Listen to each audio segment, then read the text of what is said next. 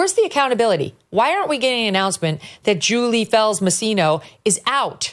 The same thing happened at Bud Light. Remember, they quietly, after a huge kerfuffle, like moved that lunatic PR woman or marketing woman off the post. But the CEO stayed. There's no accountability. It's just like quietly skulking back to the original, hoping nobody noticed your folly.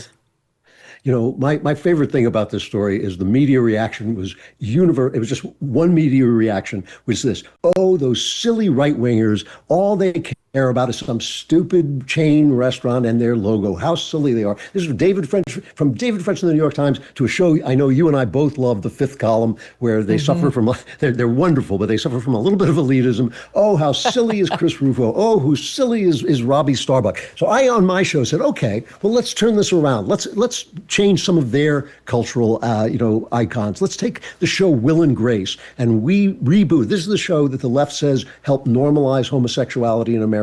Let's reboot it and have Will become a Catholic and have the entire show be about Will struggling not to indulge his physical desires so that he can serve his God. That's what the comedy will be about, and that'll be the source of the comedy. Let's rewrite roots, so that the white guy doesn't charge into the African interior, which didn't happen, but does what he did in real life. He sits in his boat offshore until the black African brings his black slaves to give to him to take to America. Let's change all of their stuff. Recently they had Jesus Christ and Jesus Christ Superstar played by a black woman, and that, who would ever complain about such a thing? And I thought, but if you have a hearing actor play a deaf character, that's a sin. So I thought we should just have a deaf Jew play Jesus Christ, and when they say you should be a black woman, he can say, I can't hear you, I'm sorry.